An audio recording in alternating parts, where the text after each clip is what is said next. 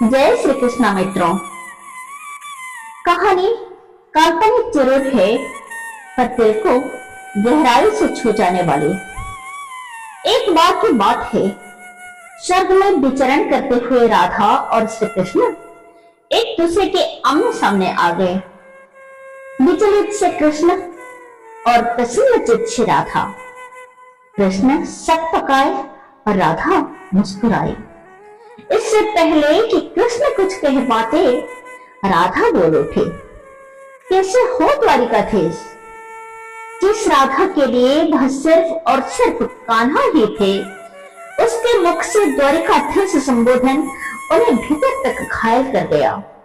फिर भी किसी प्रकार स्वयं को संभाल लिया उन्होंने और फिर बोले राधा से, मैं तुम्हारे लिए आज भी वही कान्हा हूं राधे। तुम तो मुझे द्वारिकाधीश मत कहो। आओ बैठते हैं, कुछ मैं अपनी कहता हूं, कुछ तुम अपनी सुनाओ। सच कहो राधे, जब से तुम्हारी याद आती थी, इन आंखों से आंसू की बूंदें निकल जाती थी। और राधा बोली, मेरे साथ ऐसा कुछ नहीं हुआ, ना तुम्हारी याद आई ना आंखों से आंसू निकले, क्योंकि हम तुम्हें भूले ही कहां थे जब तुम याद आते। और इन आंखों में तो सदा तुम ही थे, कहीं आंसुओं के साथ निकल न जाओ, इसलिए रोते भी नहीं थे। कान्हा, प्रेम से अलग होकर तुमने क्या क्या खोया, इसका एक आईना दिखाओ तुम्हें। कुछ कड़वे सच सुन पाओ तो सुनाओ। इस तरक्की में तुम कितने बिछड़ गए हो। यमुना के मीठे पानी से जिंदगी की शुरुआत की और समुद्र के खारे पानी तक उतर गए। एक उंगली पर चलने वाली सुदर्शन चक्र उठा लिया और 10 उंगलियों पर चलने वाली बांसुरी को भूल गए। कान्हा, जब तुम प्रेम से जुड़े थे, तब जो उंगली गोवर्धन पर्वत उठाकर लोगों के विनाश से बचाती थी, प्रेम से अलग होने पर वही उंगली क्या क्या रंग दिखाने लगी, सुदर्शन चक्र उठाकर विनाश के काम आने लगी। कान्हा और द्वारिकाधीश में क्या अंतर है बताओ तुम्हें। कान्हा होते तो तुम सुदामा के घर जाते, सुदामा तुम्हारे घर नहीं आता। युद्ध में और प्रेम में यही तो फर्क होता है।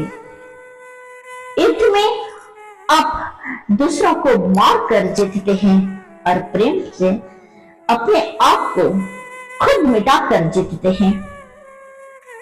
कान्हा, प्रेम में डूबा हुआ इंसान स्वयं दुखी तो रह सकता है, पर किसी को दुखी नहीं कर सकता। आप तो कई कलाओं के स्वामी है, स्वप्न दूरदृष्टा है, गीता जैसे ग्रंथ के दाता है, पर आपने एक ही निर्णय लिया। आप अपनी ही पूरी सेना कौरवों को सौंप दी और अपने आप को पांडवों के साथ कर लिया। सेना तो आपकी प्रजा थी, प्रजा तो पालक होता है, उसका रक्षक होता है। आप जैसे महाज्ञानी उस रथ को चला रहे थे जिस पर बैठकर अर्जुन आपके ही प्रजा की मार रहा था। प्रजा तो अपनी प्रजा को मरते देख आपकी करुणा नहीं जगी, क्योंकि आप प्रेम से शून्य हो चुके थे। आज भी धरती पर जाकर देखो, अपनी द्वारिकाधीश वाली छवि को ढूंढते रह जाओगे। हर जगह हर मंदिर में मेरे साथ खड़े नजर आओगे।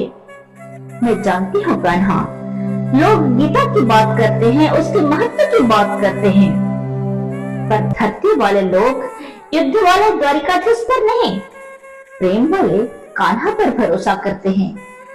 गीता में मेरा दूर दूर तक नाम नहीं, पर आज भी लोग उसके समापन पर राधे राधे कहते हैं।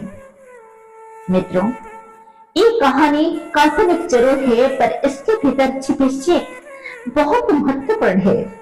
श्री कृष्ण के पास कभी किसी प्रश्न का उत्तर ना हो, ऐसा तो हो ही नहीं सकता, पर राधा द्वारा लगाए गए प्रश्न चिन्हों पर कान्हा मौन रहे।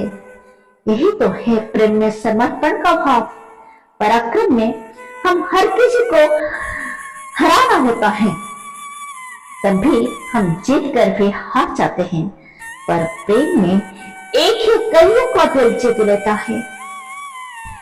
सही कहा है कि छोटी सी उंगली पर पूरा गोवर्धन पर्वत उठाने वाले भगवान श्री कृष्ण छोटी सी बांसुरी को दोनों हाथों से पकड़ते थे।